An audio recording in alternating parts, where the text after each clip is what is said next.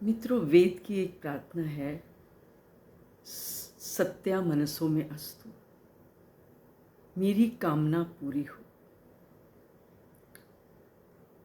पर कामना कैसी पूरी हो? वो कामना जो शुभ हो, कल्याणकारी हो, मंगलकारी हो, किसी को दुख देने वाली ना हो, अपना भी कल्याण करे, समाज का भी कल्याण करे, राष्ट्र का भी कल्याण करे और इस विश्व का, इस धरती का भी कल्याण करे।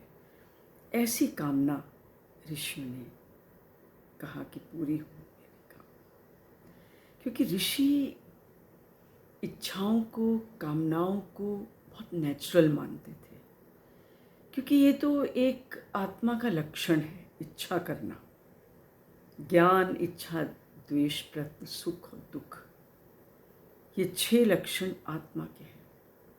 और बिना इच्छा के, बिना आकांक्षा के, बिना अभिप्सा के तो जीवन ऐसा है सागर में जैसे नौका विहीन जीवन।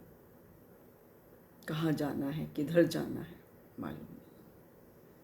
हमारे ऋषि मुनि बहुत बड़े मनोवैज्ञानिक थे, इसीलिए उन्होंने 4 पुरुषार्थ का जो एक सिस्टम बनाया, जो विधान बनाया, धर्म, अर्थ, काम, मोक्ष, इसकी हम बात करेंगे। तो पहले उन आर्य लोगों के बारे में बताएं, वैदिक काल के। वो जीवन से बहुत प्यार करते थे, आशावाद थे, इस धरती को पूजते थे, वो कर्मनिष्ठ थे, वो सुख चाहते थे। सुख चाहना तो स्वाभाविक है, हर मनुष्य, हर जीव सुख चाहता है, लेकिन उनका सुख भीतर से आता था।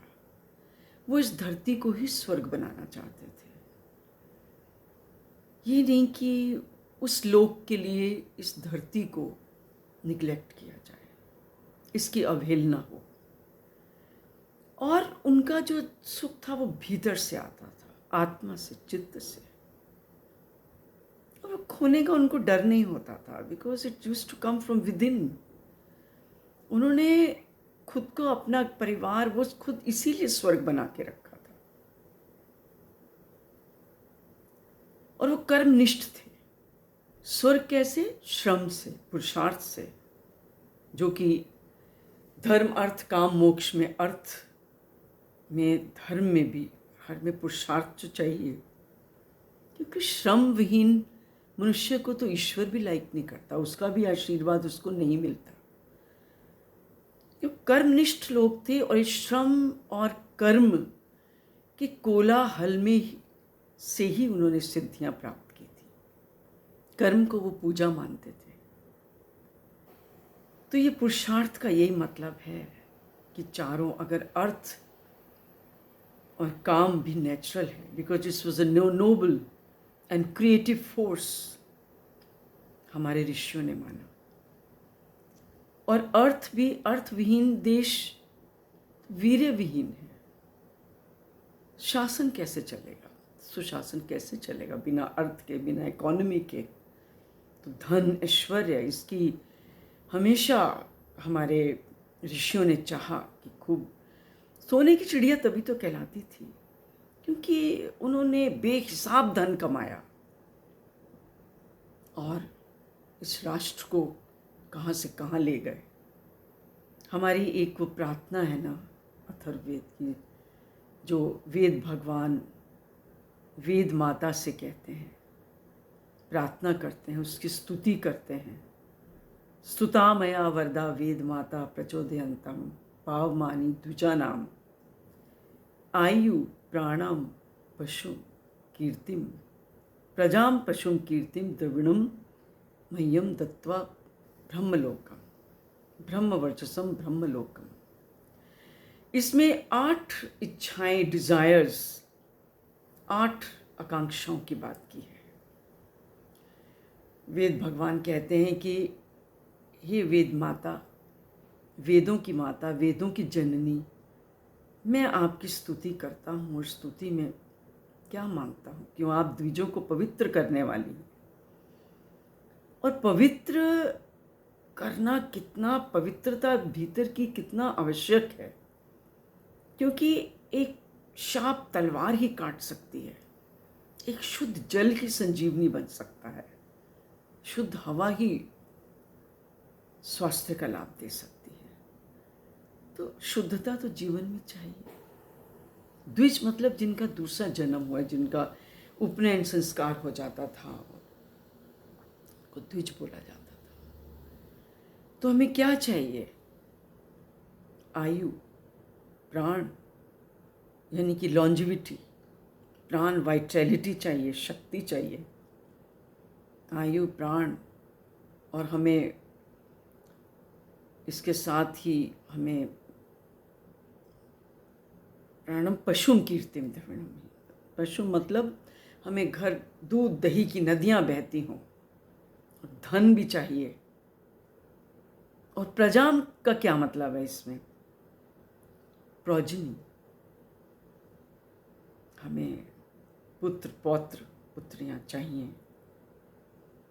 तो ये इच्छाएं 8 प्रकार की, और इसके साथ जो सबसे उच्च कोटि की इच्छा उन्होंने की कि हमें ब्रह्म ज्ञान, हमें ब्रह्म वर्चस्व चाहिए, ब्रह्मलोकम, तभी हम ब्रह्मलोक की तरफ हमें मोक्ष मिलेगा, ब्रह्मा को पा सकेंगे।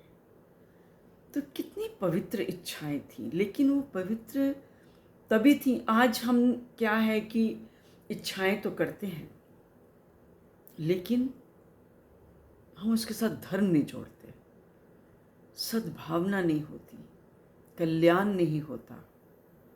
और धर्म के धरातल पे जो काम किया जाता है,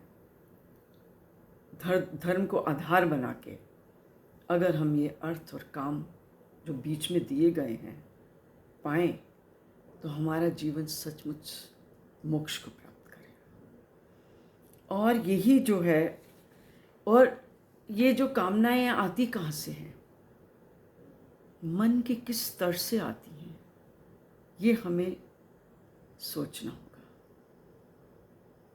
एक तो होती है सरमा, मन की मंशा, ऊपर के सुपरफिशियल मन से आती है, कभी इधर भागती है उधर भागती है, ये चाहिए वो चाहिए, सब कुछ चाहिए, मुझे सब कुछ चाहिए। तो इसका कोई ज़्यादा अर्थ नहीं होता है। कामनाएं वैसी होनी चाहिए जो तुम्हारे चेतना के स्तर को ऊंचा कर सके, जो तुम्हारे चित्त से, तुम्हारी आत्मा से निकलती हैं, ऐसी कामनाएं होनी चाहिए। शिव संकल्पम अस्तु, उसके साथ संकल्प जुड़ा हो। जैसे जब सीमाओं पे हमारे सेनानी लड़ते हैं तो कितना शिव संकल्प होके लड़ते हैं। और जितने बड़े बड़े लोग, जो कोई माउंटेन्स पे चढ़ रहा है, कोई देश सेवा कर रहा है, विवेकानंद हो, श्री अरविंद हो, श्री राम शर्मा हो, दयानंद जी हो, इनकी कामनाएं कहाँ से निकली होंगी, किस स्तर से निकली होंगी कि इन्होंने देश को कहाँ से कहाँ, मानव को क्या दे गए वो। और आज जो हम पढ़ते हैं, जो आपको बताते हैं, ये सब उन्हीं का तो दिया है, ऋषियों का। तो इच्छाओं का जो उद्गम स्रोत, जो मन है, हमें उसका ध्यान रखना है। और फिर हम इसके बाद 4 पुरुषार्थ की बात जो करेंगे, धर्म, अर्थ, काम, मोक्ष। धर्म को हमारे ऋषियों ने पहला नंबर दिया है। धर्म के बारे में मैं बहुत डिटेल में चर्चा अगले अपने लेसन में करूँगी। तो अभी तो मैं यही चाहूँगी कि अर्थ और काम जो है, उसके ऊपर खुद ही अंकुश लगाना है। काम जो एक क्रिएटिव फोर्स है, उसके लिए हमारे ऋषियों ने गृहस्थ आश्रम कितनी सुंदर व्यवस्था की। और वो सारे संकल्प जब वो वर और वधू बैठे होते हैं मंडप में विवाह के, सब दोहराए जाते हैं कि तुम्हें अपना विवाहित जीवन कैसे बिताना है,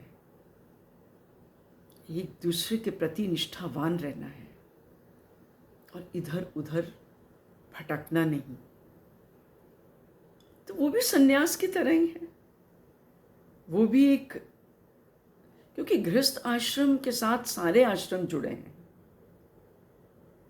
तो काम की पूर्ति के लिए, उन्होंने कामनाओं की पूर्ति के लिए, हर तरह की डिज़ायर्स को पूर्ति करने के लिए, एक आनंद, जीवन को आनंदमय बनाने के लिए, हर्षोल्लास का माहौल रहे। हमारा संस्कृति तो है ही उत्सव की, हर्षोल्लास की है। हर थोड़े दिन के बाद आपने देखा होगा एक उत्सव आ जाता है और सब उसी की तैयारी में लग जाते हैं। तो और सब सब किसके लिए होता है? वो ईश्वर के लिए होता है सब। वो हमसे छूटता नहीं। ठाकुर जी को भोग लगाए बिना तो खाना नहीं खाते। तो ठाकुर जी तो हमारे, he is a family member. So everything we offer first to God, to परमात्मा। This is the beauty of our religion. आज के लिए, क्योंकि वीडियो बहुत लंबी ना हो जाए, लोग यूट्यूब वाले काट देते हैं, तो मैं अगली बार जो लूँगी वो मैं लूँगी धर्म पे अलग से, क्योंकि ये थोड़ा डिटेल में टॉपिक है। तो आज के लिए बस इतना। बहुत बहुत धन्यवाद।